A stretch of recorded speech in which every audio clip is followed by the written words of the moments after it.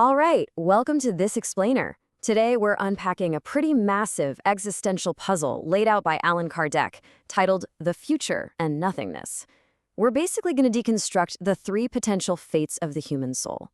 Now, I know that sounds like a super deep philosophical dive, and it is, but we're going to break down the logic so it's absolutely crystal clear as we explore it together. So let's jump right in with the ultimate question: to be or not to be, all or nothing. The author argues that this isn't just some late-night abstract dorm room debate. It's a thesis that is literally forced upon every single one of us. Look, we know we're alive right now, and we know with absolutely 100% certainty that we're eventually going to die.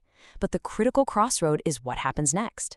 After we leave here, do we keep existing in some shape or form, or do we just become absolutely nothing? To really wrap our heads around the stakes here, the text uses this brilliant thought experiment.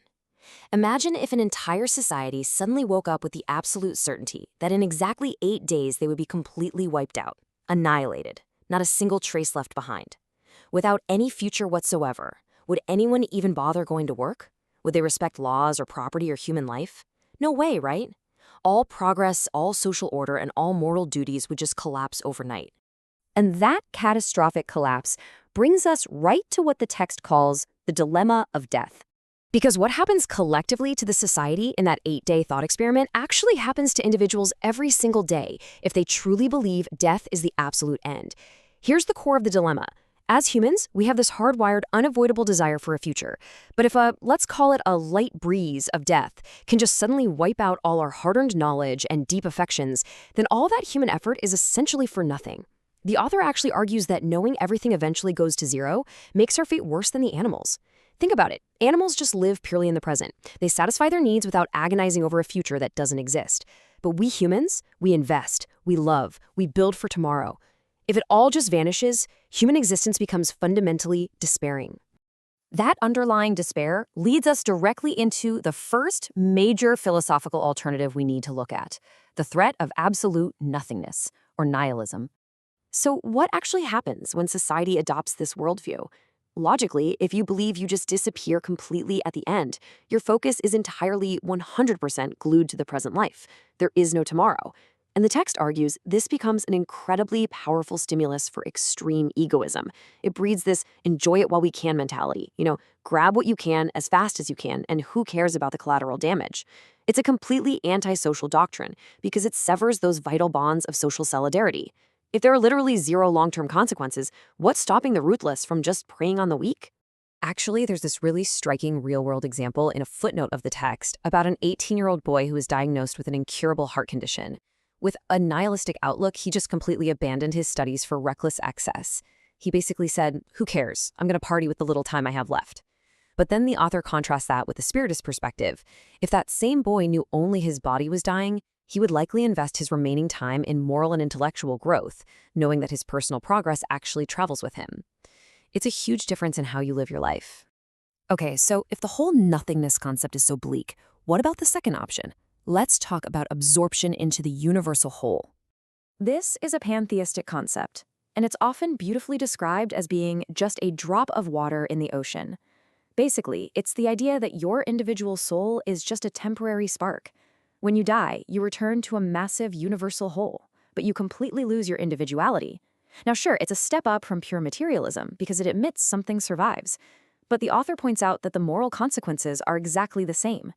If you lose your unique identity, if you don't remember who you are or who you loved, well, that's morally identical to just not existing at all. The social ties are still broken forever. Plus, this theory runs into some massive logical hurdles. Think about it. If we are all identical drops scooped from the exact same cosmic ocean of intelligence, why are human souls so wildly different? Why is there extreme genius right next to deep ignorance? Or sublime virtue right next to absolute cruelty? And where do innate traits come from, like a kid who's a musical prodigy despite their upbringing?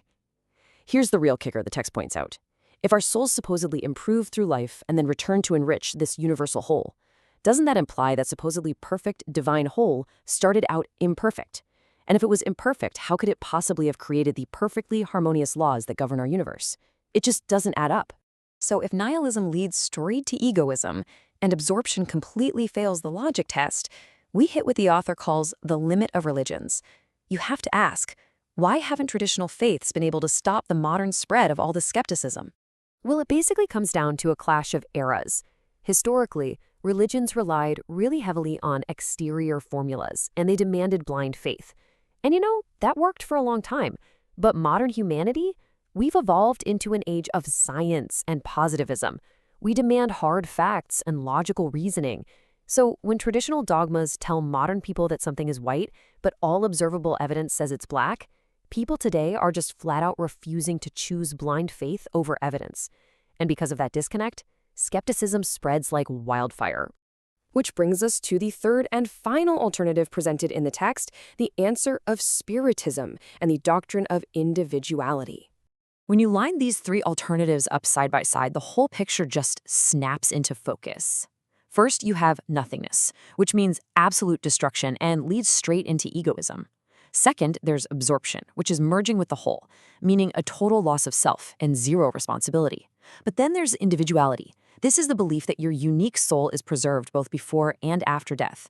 The author logically deduces that this is the only option that actually maintains personal accountability, ensures real justice, and gives a reason for continuous human progress. The crucial takeaway here is the strict logical staircase underlying individuality. Step 1. Your soul retains its unique identity. Step 2. Because you have that distinct identity, you actually possess free will to actively choose between good and evil. And step 3, because you have free will, you and only you hold personal responsibility for your own fate. Think about it. Without individuality, there's no free will. Without free will, everything is just fatalism. And if everything is fatalism, justice simply cannot exist. For our future happiness to actually mean anything, it literally has to be tied to our own personal moral progress. So how does this Spiritist approach actually bridge the gap between that modern skepticism and belief? Well, the text asserts it doesn't do it through imagination or demanding blind faith. It does it by offering incredibly tight logical reasoning. But even more importantly for the modern scientific mind, it presents material, tangible, observational facts about the soul's existence. By aligning faith with actual logic and evidence, this approach is aiming for the ultimate unification of diverse beliefs. It's trying to replace a mere guess with absolute certainty. We have covered some serious philosophical ground today. And based on the strict logical framework we just explored, I want to leave you with the very same question the author poses. When you look at these paths, one leading to reckless despair and egoism, another to losing yourself completely, and the last one leading to personal responsibility and endless growth, which of these doctrines is truly preferable? It's a question that doesn't just change how we look at death, it fundamentally changes how we choose to live our lives today. Something to think about. Keep seeking to understand the world around you, and I'll see you in the next explainer.